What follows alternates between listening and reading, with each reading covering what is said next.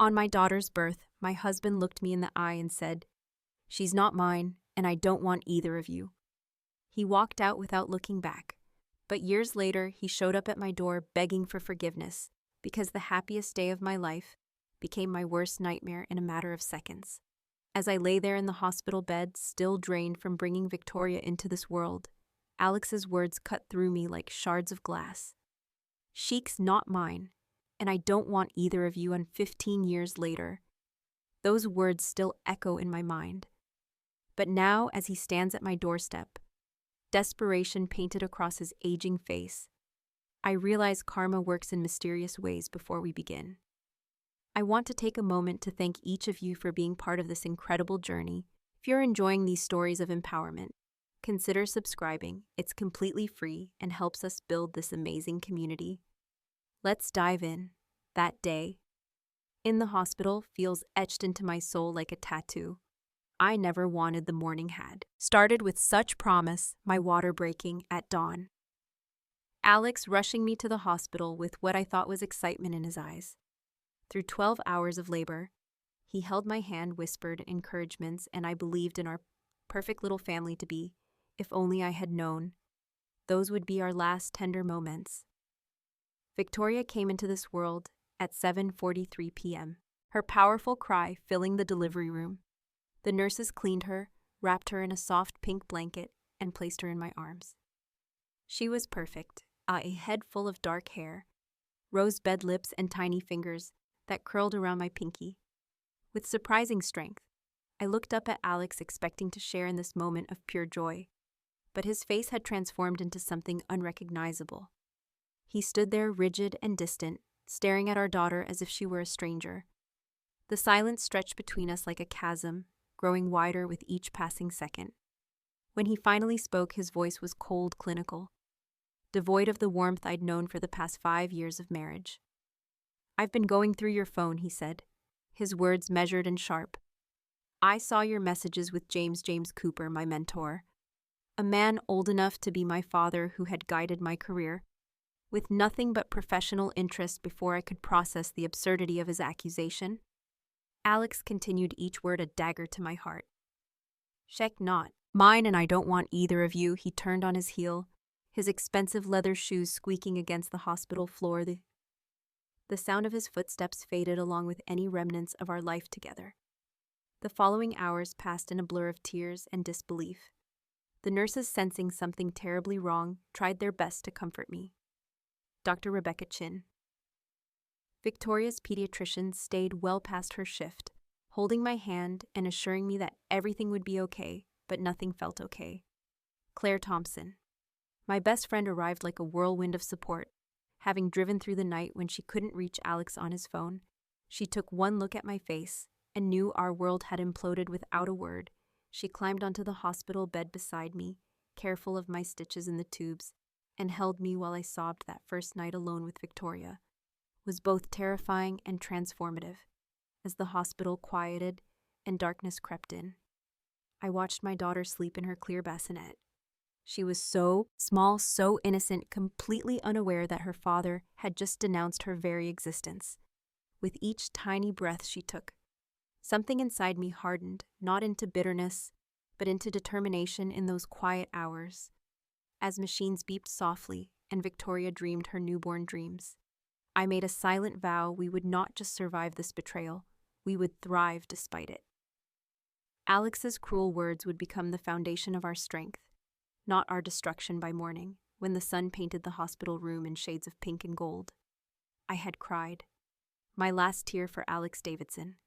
My daughter deserved better than a mother broken by betrayal. She deserved a warrior, and that's exactly what I would become. The discharge papers arrived with another blow. Alex had already contacted his lawyers. A manila envelope contained divorce papers, along with a check that felt like a slap in the face. The attached note read, "Simply to help you get started. Don't contact me, as Claire helped me pack our few belongings." Dr. Chin entered with Victoria's final checkup. Her kind eyes held something more than professional concern. She pulled me aside, her voice low but firm. "Mrs. Romano, I want you to know that I documented everything from last night. Mr. Davidson's behavior, his accusations, his abandonment in my 30 years of practice. I've learned that medical records can become crucial evidence. Whatever you need, whenever you need it, I'm here. I thanked her, clutching Victoria closer to my chest. My daughter's warm weight anchored me to reality, reminding me that while one chapter of my life had ended brutally, another was just beginning as Claire wheeled me toward the hospital exit. I held my head high, the same doors Alex had stormed through yesterday, now open to our future, a future he had foolishly discarded. Little did he know, his cruest of Toya stirred her eyes, opening to reveal deep brown pools of innocence. She didn't need a father who could walk away so easily. She had me, and I would be enough, more than enough. Enough. We emerged into the bright morning light, leaving behind the shattered remains of one life, and stepping into the unknown of another. The weight of Alex's betrayal still pressed against my chest, but alongside it grew something stronger. The first seeds of a revenge that would take 15 years to bloom. The first year was a blur of sleepless nights and relentless determination. Blair offered us her guest room, but I knew we needed our own space to heal and grow. Using Alex's generous check, I secured a modest one-bedroom apartment in a quiet neighborhood. The walls were thin, the furniture secondhand, but it was ours, a fortress where Victoria and I could begin again. Each morning I would watch the sunrise from our small balcony, Victoria nestled against my chest, in her carrier while sending out job applications. My previous position at Davidson Corp was no longer an option. Alex's family made sure of that, but James Cooper, my mentor, proved to be more than just a professional guide. Olivia, he said during one of our coffee meetings, Victoria sleeping peacefully in her stroller. What they did to you is unconscionable, but their mistake will be their downfall. He slid a business card across the table. My friend's startup needs someone with your expertise. The pay isn't Davidson Corp level, but it's a ground floor opportunity. That opportunity became my lifeline, while other mothers spent their maternity leave bonding with their babies. I juggled client calls and spreadsheets with feeding schedules and diaper changes. The startup's flexible hours meant I could work from home most days. My laptop balanced on the armrest of the nursing chair, Victoria content in her bouncer beside my makeshift desk. Claire became our constant dropping by with groceries and staying to fold laundry while I pitched to investors. Dr. Chin connected us with a network of single mothers, each with their own story of resilience. These women became our tribe, sharing child care duties, hand-me-downs, and the unspoken, understanding that sometimes strength comes from knowing you're not alone. Victoria thrived despite, or perhaps because of our circumstances. Her first word wasn't mama, but more spoken with such determination as she reached for another spoonful of pureed carrots. By her first birthday, she was taking wobbly steps across our living room, her dark curls bouncing with each determined stride. She had Alex's height, but my spirit tackling each milestone with a persistence that made my heart swell. The startup grew, and with it, my role expanded. Late nights poring over contracts and market analyses paid off in promotions and equity shares. When Victoria was 3, we moved to a 2-bedroom apartment in a better school district the day we packed up the old place. I found Alex's check stub tucked away in a drawer, never cashed. I'd kept it as a reminder, but we didn't need reminders of him anymore.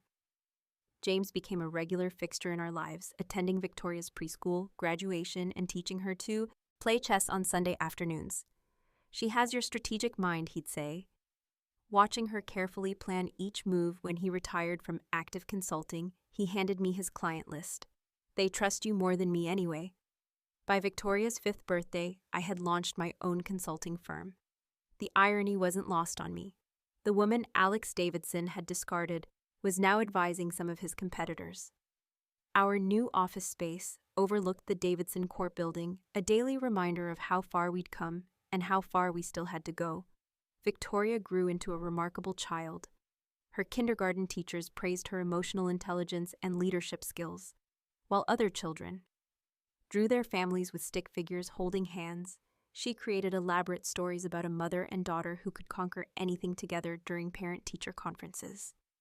I'd catch other parents whispering about the single mom's kid, but their words had lost their sting. Success, as they say, is the best revenge. The unspoken promise to prove Alex wrong evolved into something more profound.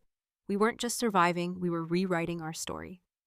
Victoria's school projects won science fairs, her soccer team celebrated championships, and each achievement felt like another brick in the foundation of our new life. One evening, as we sat on our new apartment's balcony sharing a pizza, our Friday night tradition, Victoria asked about him for the first time. "Mom, do other kids' dads just leave her?" Question hung in the air like suspended dust. Mo's in sunlight. I pulled her close, breathing in the scent of her shampoo. "Sometimes people make choices they can't take back," I said carefully, "but those choices often say more about them than about us." She nodded wise. Beyond her years, "Well, I think he made a pretty stupid choice," she declared, reaching for another slice of pizza because we're awesome that night. After tucking Victoria into bed, I stood in our living room looking at the vision board we'd created together, photos of our dream house. Victoria's academic goals and my company's expansion plans covered the board in the center. A quote read, "The best revenge is not to be like your enemy."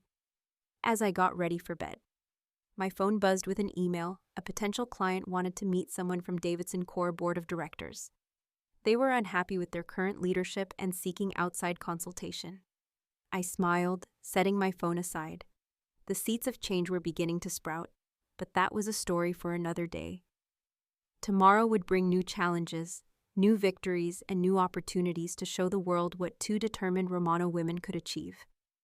Alex's rejection had been our beginning, not our end, and as I drifted off to sleep, I could almost thank him for giving us the push we needed to soar. The meeting with Davidson Corp's board member changed everything over expensive coffee in a private club. Thomas Davidson, Alex's own father, revealed the web of lies that had ensnared us all those years ago. Margaret orchestrated everything, he confessed, his weathered hands trembling around his cup. "She never thought you were good enough for Alex, but it went deeper than that." He slid a leather portfolio across the table, its contents spilling out like secrets too heavy to contain. Inside were emails, bank statements, and surveillance reports dating back to before Victoria's birth. Margaret Davidson, my former mother-in-law, had hired private investigators to fabricate evidence of an affair between James and me. The timestamps on the photos were manipulated, the text messages doctored, but most damning was the medical report. She'd buried one that questioned Alex's own fertility. She knew. Thomas continued, his voice heavy with regret. "She knew Alex might not be able to father children when you got pregnant. She saw her chance to get rid of you without revealing our fam's weakness." The irony of his words felt like a physical blow. The portfolio contained more evidence of Margaret's systematic dismantling of my reputation within Davidson Corp. The carefully planted rumors that forced my resignation and the calculated pressure she'd applied to Alex, she'd played on his deepest insecurities, wielding doubt like a weapon until he believed her lies. "Why come forward now?" I asked, though I already suspected the answer. Thomas's expression confirmed it. "The company's in trouble. Margaret's interference didn't stop with you. She's been manipulating Alex's business decisions for years." And now he trailed off, sliding another document across the table, a financial report showing Davidson Core. Steady decline that night. I spread the evidence across my home office floor, each piece fitting together like a malevolent puzzle. Claire sat with me, reading through the documents, her gasps of disbelief punctuating the silence.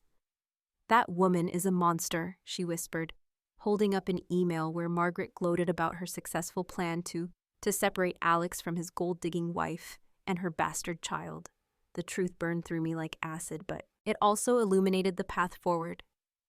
I reached for my phone, dialing Dr. Chen's number. After all these years, she kept her promise. Every detail of that night in the hospital, meticulously documented, including Alex's behavior and the timing of his accusations. "I always knew something wasn't right," Dr. Chen said, when I explained what I discovered. The way he changed so suddenly, it seemed orchestrated. "I've kept copies of everything, including the blood work from Victoria's birth, proof of paternity. If you ever needed it, the pieces were falling into perfect, terrible alignment." James arrived the next morning, his face grim as he reviewed the documents. "This is more than just personal. Revenge, Olivia, he said. This is corporate manipulation at the highest level. Margaret's actions haven't just hurt you and Victoria, they've endangered every Davidson Corp employee and shareholder over the next few weeks. I built my case methodically. Each document was verified. Each timestamp confirmed the surveillance company Margaret had hired was more than willing to testify about their doctored photos when faced with legal consequences. Former employees came forward with their own stories of Margaret's manipulation. Victoria, now wise, beyond her years since the shift in our household's energy, something's happening, she said one evening, curled up beside me on the couch. Something about him, isn't it? I nodded, running my fingers through her dark curls. Yes, but it's more about his mother. Your grandmother? She hurt a lot of people, including your father, Hed. She make him leave us? The question was direct, unflinching. She helped him make a terrible choice, I answered carefully. But he still made that choice. The final piece fell into place when Thomas delivered Margaret's private diaries. She documented everything: her fears about the Davidson legacy being tainted by common blood, her discovery of Alex's potential infertility, and her elaborate plan to remove me from the equation while keeping the truth about Alex's condition hidden. She never thought anyone would see these. Thomas said, his voice thick with shame. She kept them as trophies as I read through Margaret's careful plotting, how she'd orchestrated every detail from hiring the private investigators to planting doubts in Alex's mind. A cold clarity settled over me. This wasn't just about personal revenge anymore. This was about justice for every life she touched with her poisonous manipulation. I gathered my team: James, Dr. Chin, Claire, and a select group of lawyers who specialized in corporate malfeasance. Each piece of evidence was cataloged, each witness statement recorded. We built our case like a fortress, impenetrable and absolute. The truth had emerged from its long burial, but timing would be crucial. Margaret Davidson still held significant power within Davidson Corp., and Alex remained under her influence. We needed to strike at the perfect moment when the company's vulnerability aligned with our strength. That moment was approaching faster than any of us could have anticipated as I filed away the last of the evidence in my home safe. My phone lit up with a text from Thomas. Margaret's calling an emergency board meeting. Alex is back from London. It's starting. The stage was set. The players in position. 15 years of lies were about to unravel, and I would make sure every thread was pulled until nothing remained of Margaret Davidson's carefully constructed deception, while the storm of corporate intrigue gathered. Force Victoria blossomed into an extraordinary young woman at 15. She stood tall and graceful, her academic achievements matching her remarkable emotional intelligence. The years of careful nurturing and honest conversations about her father's absence hadn't broken her. They'd forged her into something remarkable. Her latest triumph came during the state science competition, where her research on corporate environmental impact earned her not just first place, but also the attention of several prestigious universities as she accepted the award. Her confident smile reminded me so much of my own hard strength that my heart nearly burst with pride. "Mom," she said that evening, her medal catching the light as she sat cross-legged on our kitchen counter. I used Davidson Corp as one of my case studies. Her eyes held a mixture of defiance and UNC certainty. I wanted to understand the company he chose over us. I watched her fidget with the medal's ribbon, seeing both the child she'd been and the woman she was becoming. "What did you learn?" "Their environmental record is terrible," she replied, her voice taking on the passionate tone. I'd grown to associate with her discoveries, but more than that, their decision-making patterns show a clear disconnect between leadership and ethical responsibility. It's like they're stuck in the past while the world moves forward. Her insight struck me like lightning without knowing the full story. Victoria had identified the rot at Davidson Corp's core, the same corruption that Margaret had nurtured for years, but Victoria's achievements weren't limited to academics on the soccer field. She developed into a formidable team captain, leading her squad to the regional championships during matches. I'd sometimes catch glimpses of other parents nudging each other, whispering about the single mom's daughter, but now their tones held admiration. Rather than our bond had grown stronger with each passing year. Our Friday pizza nights evolved into deep discussions about philosophy, science, and the future. Victoria's questions about her father became less frequent but more profound. showing her growing understanding of human complexity. "Do you think people can really change?" she asked one evening as we shared our traditional pepperoni and mushroom pizza on the balcony. The city lights twinkled below us like earthbound stars. "I believe they can." I answered carefully, "but change has to come from within. Can't be forced or bought," she nodded, contemplating the city skyline. "I used to dream about him coming back, not because I needed a father, but because I wanted to understand how someone could walk away from their own child." The maturity in her words made my chest tighten. Sometimes, people make choices based on lies they believe about themselves and others, I said, thinking of Margaret's manipulation. Victoria turned to me, her eyes sharp with understanding, like the lies someone told him about us. I shouldn't have been surprised by her perception. She'd inherited my analytical mind and had likely pieced together more than I realized, from overheard conversations and careful observation at school. Victoria had developed a reputation for standing up for other children from non-traditional families. She turned her own experience into a source of strength for others, starting a support group for students dealing with absent parents or family challenges. "You know what's funny, Mom?" she said during one of our weekend brunches. "Some of my friends feel sorry for me because I don't have a dad. They don't understand that I have something better I have. You showed me that love means staying, even when it's hard." The shadow of Alex's abandonment had gradually faded from our daily lives, replaced by the warm light of our shared achievements and unwavering support for each other. Victoria didn't define herself by his absence, but by her own presence in the world, strong, compassionate, and fiercely intelligent. As I watched her practice her valedictorian speech for the upcoming honor ceremony, I realized that our journey had created something beautiful from something broken. Victoria wasn't just surviving without a father. She was thriving because she understood her own worth, wasn't determined by his choices. "Mom," she called out, breaking my reverie, "do you think we should invite the Davidsons to the ceremony? Grandfather Thomas has been sending those emails." The question hung in the air, heavy with implications before I could answer. My phone buzzed with an incoming call, Thomas Davidson's name. Flashing on the screen, the time for keeping Victoria separate from the Davidson drama was ending. She deserved to know the whole truth before it exploded into our lives. "Sweetheart," I said, silencing the phone, "there's something you need to know about your grandmother Margaret and why your father really left us that day in the hospital." Victoria straightened in her chair, her posture reflecting the poise she developed over years of facing challenges head-on. "I'm ready, Mom. Tell me everything." The truth was about to change our lives again, but this time, we would face it together, stronger than ever, prepared for whatever storm was coming our way. Before I could begin explaining everything to Victoria, our doorbell rang with an urgency that made both of us jump through the security camera feed on my phone. I saw him, Alex Davidson, 15 years older but unmistakable, standing at our door with shoulders slumped in defeat.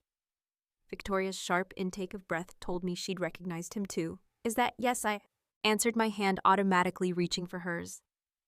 "That's your father." She squared her shoulders, a gesture so familiar it made my heart ache.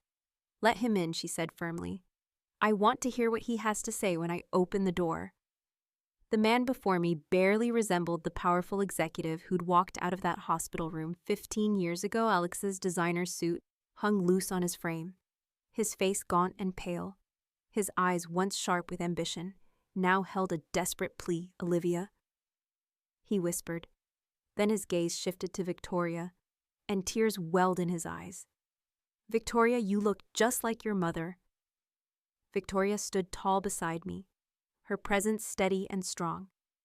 "That's the greatest compliment anyone could give me," she replied, her voice cool but not cruel. We led him to our living room where his eyes darted around, taking in the evidence of our successful life without him.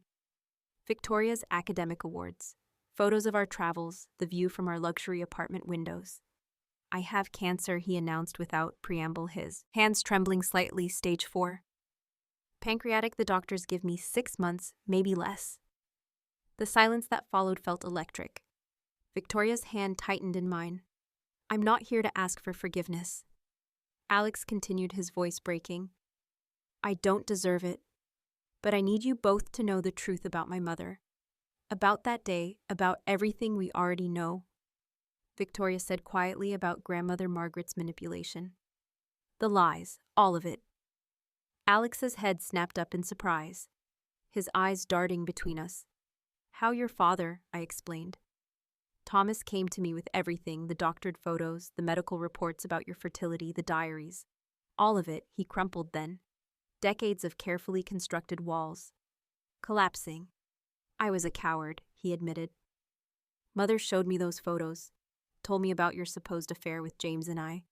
I believed her, I wanted to believe her because I was terrified the baby might not be mine, that I couldn't father children. It was easier to run than face the truth. Victoria moved forward, her analytical mind, clearly processing each piece of information. Did you ever think about us? Wonder about me every day, he whispered. I watched from afar. Your science fair victories, soccer championships. Everything Mother kept. Taps on you both, though. Not for the reasons I thought. When I discovered her true motivations recently, it destroyed me more than the cancer. I watched my daughter process this information, seeing the complexity of emotions play across her face. She'd inherited my ability to read between the lines to see the larger picture. Forming the company, she said suddenly, that's why you're really here, isn't it? It's not just about the cancer. Alex's face registered surprise, then a ghost. Most of pride. You really are brilliant, just like your mother. Yes, the company is imploding. Mother's decisions over the years, her manipulation of the board, everything's coming apart. I need help fixing what she broke before I die. And you think we can help? I asked, though I already knew where this was heading. He nodded. The board is ready to remove Mother, but they need evidence of her manipulation. Evidence I know you have. And he hesitated, looking at Victoria. The company needs an heir. Someone with the Davidson name, but none of the corruption. Someone who could restore integrity to the corporation. Victoria stood up abruptly, pacing the room with the same energy she used when solving complex problems. So you abandoned us because you believed grandmother's lies about my paternity. And now you want us to help save the company and preserve your legacy. Lax flinched at her direct assessment. I know I have no right to ask anything of either of you. You're right, you don't, Victoria said, then surprised us both by adding, but I'll help anyway, not for you.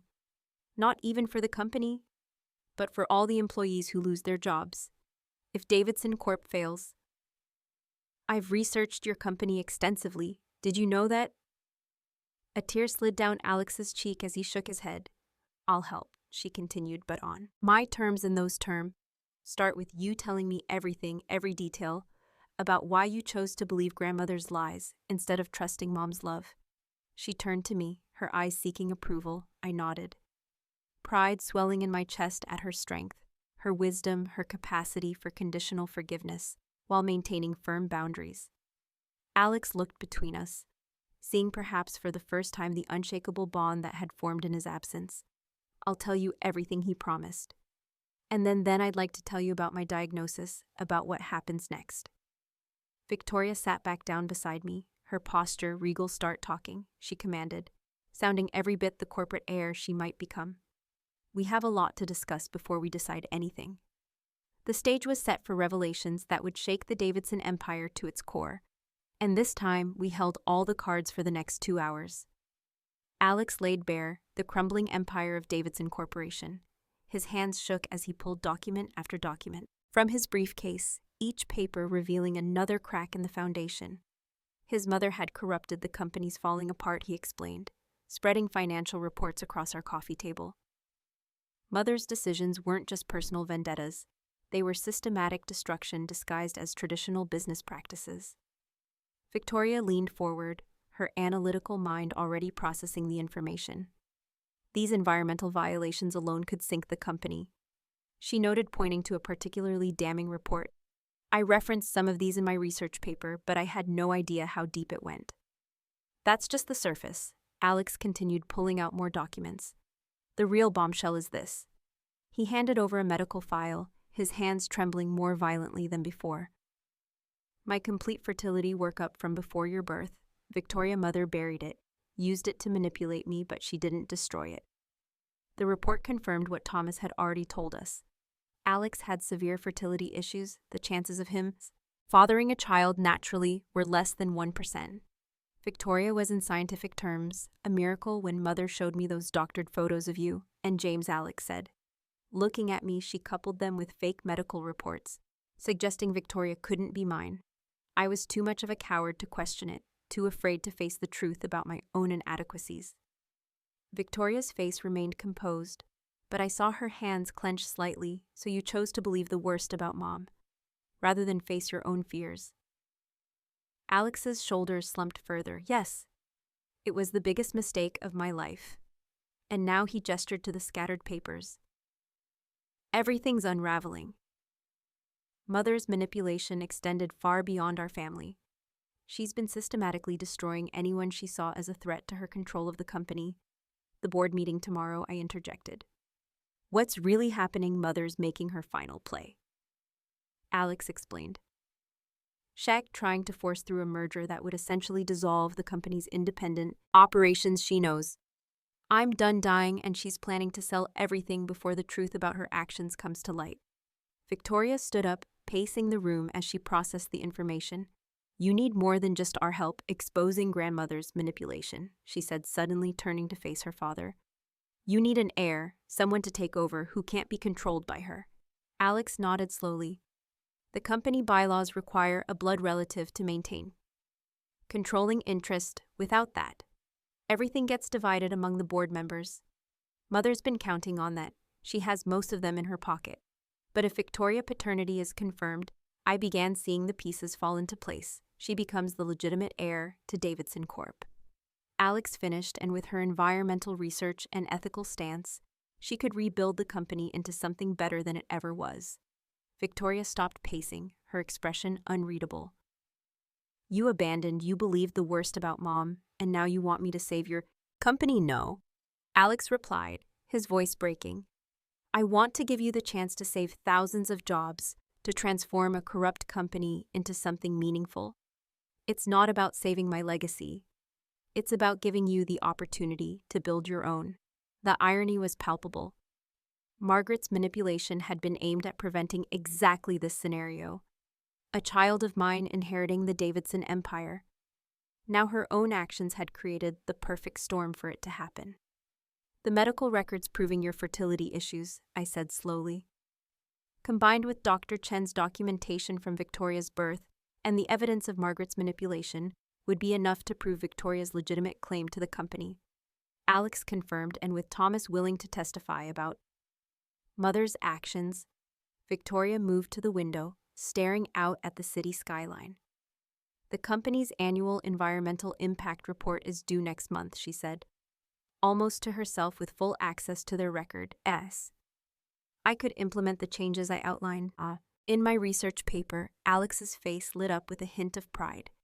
You've already studied the company's problems. You understand what needs to be done better than anyone. I need time to think, Victoria announced, turning back to face us. This isn't just about exposing grandmother or saving the company. This is about choosing to take on a responsibility I never asked for. Alex nodded, standing slowly with visible effort. The board meets at 10 tomorrow morning. I know it's not much time. But he paused, swaying slightly. I recognized the signs of fatigue in his gaunt face. Despite everything, seeing him so weakened by illness stirred something in me, not forgiveness exactly, but perhaps understanding. We'll let you know our decision in the morning, I said firmly. You should rest, as he headed toward the door. He turned back one last time. Victoria, he said softly, regardless of what you decide, I want you to know that walking away from you was the biggest regret of my life. You've become everything I could have hoped for in a daughter, and I had nothing to do with it. That's my burden to bear. After he left Victoria, and I sat in silence, the scattered papers telling their tale of corruption, manipulation, and the price of success built on lies. Mom, Victoria finally said, I think I know what I want to do. The determination in her voice told me that whatever she decided, Margaret Davidson's carefully constructed world was about to change forever, the Davidson Corp boardroom fell silent as Victoria and I walked in at precisely 9:55 a.m. Margaret Davidson's face, usually frozen in a mask of superiority, cracked momentarily at the sight of her granddaughter. Thomas sat beside her, his expression a mixture of relief and apprehension. Alex was already there, looking even more haggard than the night before. The other board members shifted uncomfortably in their leather chairs, clearly aware that something moment was about to unfold. "What is the meaning of this?" Margaret demanded, her perfectly manicured hands gripping the edge of the mahogany table. "This is a private board meeting." Victoria stepped forward, placing a thick folder on the table. "Actually, grandmother, I have every right to be here. In fact, after today, I'll have more right than you." James Cooper entered behind us with our legal team, each carrying their own documentation. Dr. Chin followed, clutching a medical file that would shatter Margaret's carefully constructed lies. I movied to begin this meeting. Thomas announced, his voice stronger than I'd ever heard it. "We have some urgent matters to discuss regarding the company's leadership." Margaret's laugh was brittle. "If this is about Alex's ridiculous claims." This, Victoria interrupted, her voice clear and confident, "is about years of manipulation, fraud, and corporate malfeasance. Would you like to see the evidence chronologically or by severity of offense?" I watched my daughter, pride swelling in my chest, as she began methodically presenting the case we prepared. She started with the medical records, proving Alex's fertility issues, followed by Dochenk documentation from her birth. And here Victoria continued, pulling out Margaret's own diaries. "We have your detailed plans to separate my parents using falsified evidence. That alone is grounds for criminal charges. But it's just the beginning." The board members leaned forward, as Victoria revealed the extent of Margaret's corruption. Environmental violations, covered up competitors, sabotaged employees, silenced each. Revelation landed like a physical blow. "You foolish girl." Margaret spat, her composure finally cracking. "You have no idea what it takes to maintain a company of this magnitude. Everything I did was to protect our legacy." "Your legacy," Victoria replied calmly, "is one of destruction, but mine will be different." She turned to address the board directly as the legitimate heirs to Davidson Corp. "I propose an immediate restructuring, beginning with the removal of Margaret Davidson from all positions of authority." The legal proceedings moved swiftly. After that, Margaret's attempts to fight back crumbled as more evidence emerged. Thomas's testimony about her years of manipulation proved devastating, especially when coupled with statements from former employees. She'd silenced all those in favor of removing Margaret Davidson from the board, and installing Victoria Romano Davidson as heir apparent. Thomas called the vote. Hands rose around the table, some eager, others resigned, but all decisive. Margaret's face contorted with rage as she realized her defeat. "You can't do this," she hissed. "I built this company, no." Alex spoke up, his voice weak but clear. "Built this company, he just corrupted it, and now Victoria will rebuild it." As security arrived to escort Margaret from the building, she turned to me with venom in her eyes. "You planned this from the beginning, didn't you? Seduced my son, trapped him with a baby?" "That's enough," Victoria cut in, her voice steel. "You've lost, grandmother. The truth has finally come out. Leave with whatever dignity you have left." The rest of the meeting passed in a blur of signatures and legal proceedings. Victoria was officially named heir to Davidson Corp, with immediate voting power on the board. Her first act was to launch a complete environmental audit and establish a fund for employees who'd been wrongfully terminated under Margaret's regime. As the boardroom emptied, Alex remained, looking both exhausted and relieved. "Victoria," he said softly, "I know this doesn't make up for the past." "No, it doesn't," she agreed, "but the future is what matters. Now, I'll need your help during the transition while you're able. There's a lot to fix." I watched them begin discussing the company's immediate needs, seeing hints of the relationship that could have been. The irony wasn't lost on me.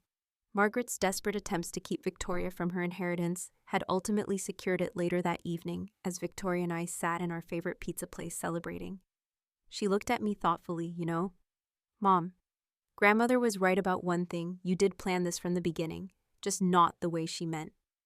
"Oh," I raised an eyebrow. "You planned for me to be strong enough to handle whatever life threw at me. You planned for me to understand right from wrong, You planned for me to be capable of standing up for what I believe in. She smiled, and now we can use that strength to help others. The press would have a field day with the story. The abandoned wife and daughter returning to take control of the company that had rejected them. But that wasn't what mattered. What mattered was the look of purpose in Victoria's eyes as she outlined her plans for Davidson Corp's future justice. It seemed had finally been served, and it tasted better than revenge ever could. 1 year after the border confrontation, Victoria stood at the podium of Davidson Corp. Annual shareholders meeting. The audience was packed with employees, investors, and media representatives, all eager to hear from the young woman who had transformed the company's reputation a year ago. She began, her voice clear and confident. This company stood at a crossroads today. I'm proud to announce that Davidson Corp has not only survived but evolved into something remarkable. The presentation screen behind her displayed the company achievements, a 40% reduction in environmental impact, the establishment of the Davidson Romano Foundation for Educational Excellence, and groundbreaking initiatives in sustainable business practices. Alex sat in the front row, noticeably thinner, but his eyes bright. With pride, the aggressive cancer treatments had bought him more time than expected enough to see his daughter's vision taking shape. Thomas sat beside him, finally free from Margaret's shadow. She had chosen to accept a plea deal, avoiding prison, but forever barred from any involvement in corporate affairs. But our greatest achievement, Victoria continued, isn't measured in profit margins or stock prices. It's measured in lives changed. She gestured to the side of the stage, where a group of former employees who'd been wrongfully terminated under Margaret's leadership stood. These individuals have not only been reinstated, but are now leading our new ethical compliance division. I watched from the wings, remembering that frightened young mother in the hospital room 15 years ago. If someone had told me then that this would be our future, that my daughter would rebuild the very company that had rejected us, I wouldn't have believed it. After the presentation, Victoria launched the Davidson Romano Scholarship Fund dedicated to supporting children from single-parent households. Every child deserves the chance to reach their potential, she announced, her eyes finding mine in the crowd, and every parent deserves support in helping them get there. The reception afterward was held in the renovated company headquarters. The building, once a monument to corporate excess, now featured solar panels, green spaces, and a childcare center for employees. You've exceeded every expectation, Alex said to Victoria, as we shared a quiet moment away from the crowds. His voice was weaker now, the cancer taking its toll. Despite the treatments, I only wish I had been there to see you grow into this amazing woman. Victoria took his hand, their relationship having evolved into something neither of them had expected. You're here now, she said simply, and your mistakes helped shape who I became. Sometimes the hardest lessons leave the most lasting impact.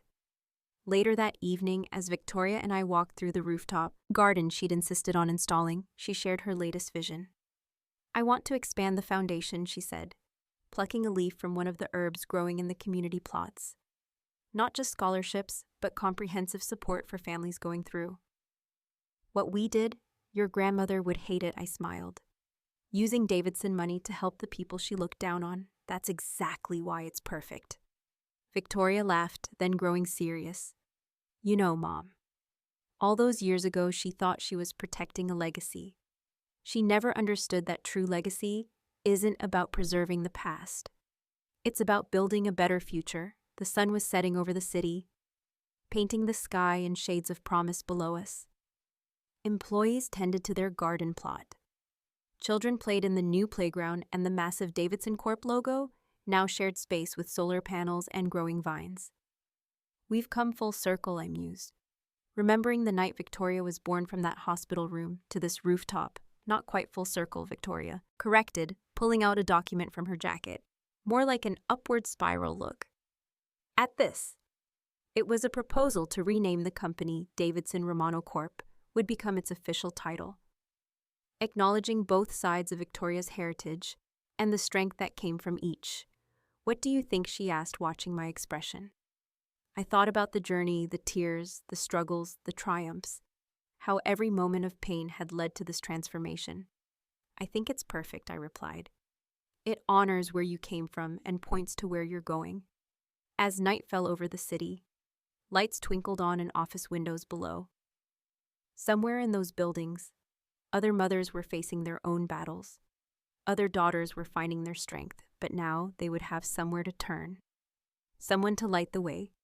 Victoria's legacy wouldn't be built on revenge or retribution, but on transformation and hope. She had taken the broken pieces of her father's abandonment and her grandmother's manipulation and built something beautiful, a testament to the power of resilience, the strength of truth, and the enduring bond between a mother and daughter who refused to be broken in the end. The greatest revenge wasn't in destroying what had hurt us, but in creating something so much better in its place. And as I watched my daughter lead the way into this new chapter, I knew that some endings aren't really endings at all. They're just beautiful beginnings in disguise.